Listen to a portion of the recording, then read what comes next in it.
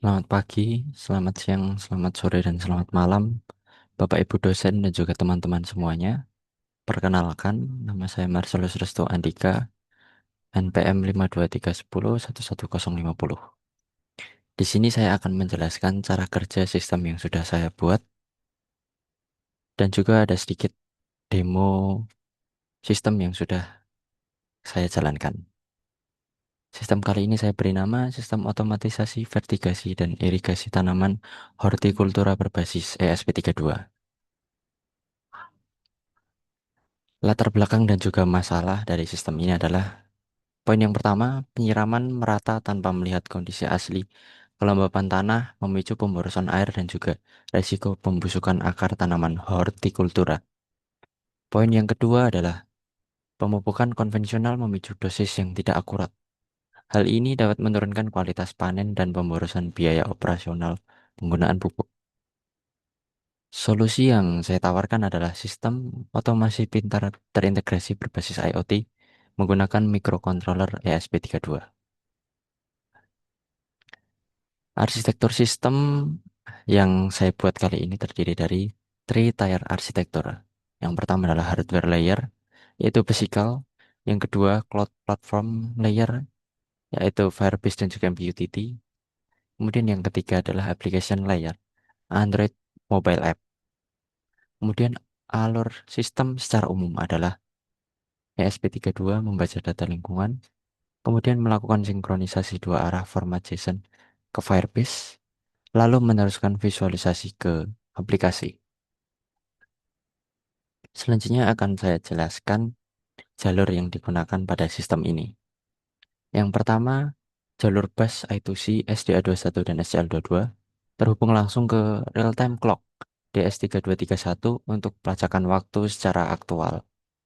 Hal ini berfungsi untuk sistem penjadwalan yang saya gunakan di dalam sistem. Kemudian poin yang kedua adalah pin GPIO 4 digunakan untuk sensor DHT22 yang berfungsi untuk memonitoring suhu dan juga kelembapan udara. Kemudian yang ketiga, pin GPIO 32 digunakan untuk sensor soil moisture tipe kapasitif yang mendeteksi kelembapan tanah pada tanaman. Kemudian poin yang keempat, GPIO 34 analog in dan GPIO 13 digital out terhubung langsung dengan sensor pH tanah yang menggunakan modul DMS dan pin interupsi kontrol daya. Kemudian yang kelima, GPIO yang digunakan di sini terhubung dengan relay 8 channel yang masing-masing terhubung dengan pin 26, 27, 14, 23, 5, 25, 19, dan juga 18. Jalur ini digunakan untuk relay pengeksekusi 4 solenoid valve 12 volt DC dan juga pompa utama serta sistem saklar daya ganda. Nah, di bagian ini saya akan menjelaskan fungsi utama dari irigasi otomatis pada sistem yang saya buat. Yang pertama, otomasi irigasi. ESP32 membaca ADC analog dari sensor soil moisture. Jika sensor mendeteksi pot bernilai kering, maka sistem akan menyalakan pompa utama dan hanya membuka valve satu atau keran air ke area pot yang kering tersebut. Kemudian yang kedua, isolasi kelistrikan berbeban tinggi. Masalah arus kejut atau inrush current dari motor pompa diantisipasi dengan mengaktifkan jalinan paralel antara relay 1, GPIO 26, dan relay 8, GPIO 18. ESP32 akan aman dari gejala voltage drop. Kemudian untuk fungsi yang kedua adalah fungsi otomatisasi vertigasi. Modul RTC DS3231 melacak umur tanaman dalam hitungan hari setelah tanam. Komponennya terdapat pada gambar kanan atas. Kemudian yang kedua adalah ESP32 mengelompokkan dosis pupuk cair secara otomatis melalui pembukaan katup valve 3 atau keran pupuk cair. Di sini diatur sesuai dengan umur tanamannya. Untuk yang pertama adalah umur tanaman 1 sampai 7 hari, dia akan dikategorikan ke dosis rendah sehingga durasi buka katup adalah 10 detik.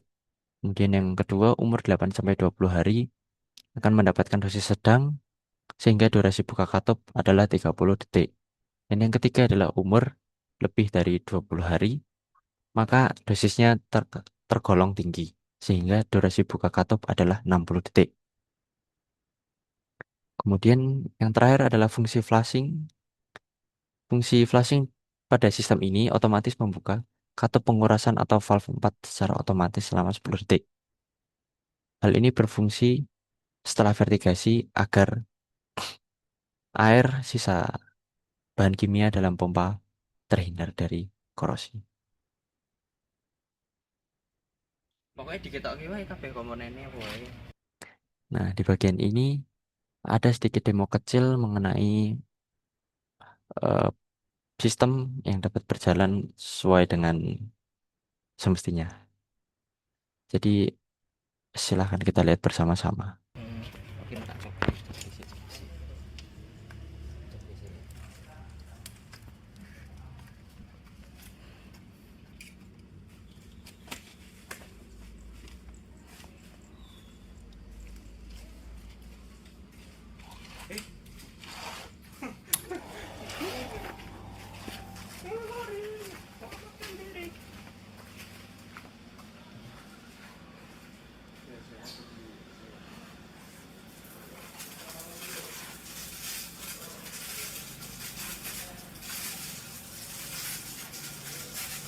Lampunya rata, lampunya rata mas. Sudah gue, lampunya.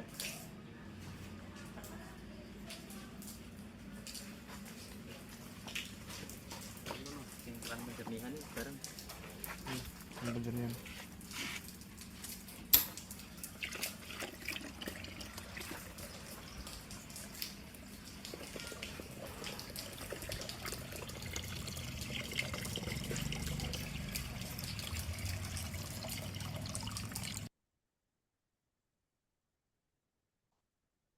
Berikut saya akan menjelaskan implementasi user interface dari aplikasi Android.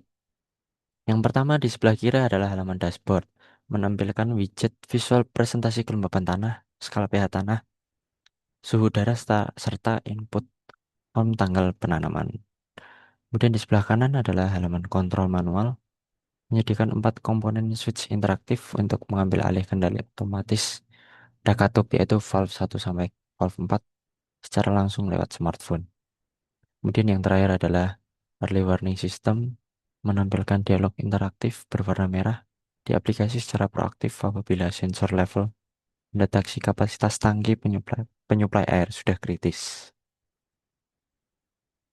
Kemudian penjelasan hasil data pengujian kinerja nyata, rangkuman tabel hasil pengujian lapangan yang terdapat pada laporan yang sudah saya kirimkan bersama dengan video ini. Yang pertama adalah uji sensor tanah. Nilai ADC berbanding lurus dengan kelembapan fisik tanah.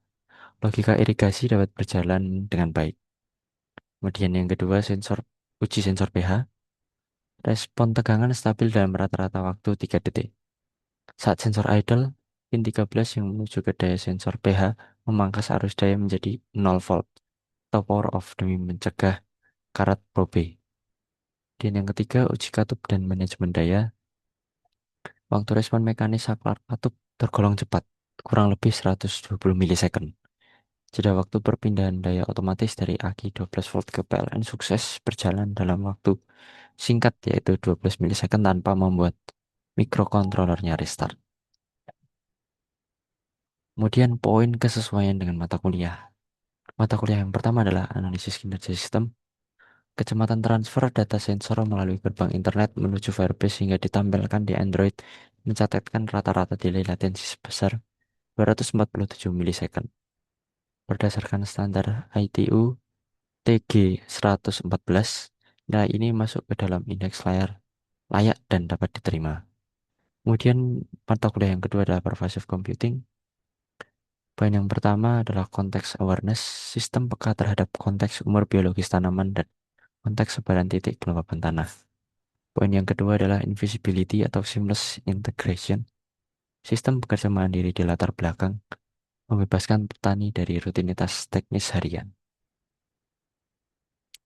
Kemudian kesimpulan dan juga sarannya. Simpulan yang dapat saya simpulkan adalah Pertama, arsitektur 3TR berhasil direalisasikan. Kedua, otomatisasi dosis vertigasi dan irigasi terzonasi dapat berjalan dengan akurat. Yang ketiga, analisis kinerja jaringan terbukti responsif. Delaynya sebesar 247 milisekund. Yang keempat, sistem kelistrikan ganda aman dari arus kejut. Kemudian saran yang bisa diberikan, yang pertama adalah penambahan fitur penyimpanan data lokal offline menggunakan micro SD jika jaringan internet terputus. Yang kedua, peningkatan pembungkus logam pelindung induksi magnet pada kabel sensor pH tanah karena kabelnya cukup sensitif. Yang ketiga adalah implementasi sistem pengisian mandiri berbasis panel surya penuh. Jadi itu yang bisa saya sampaikan mengenai demo cara kerja sistem yang sudah saya buat bersama teman-teman saya. Sekian dan terima kasih.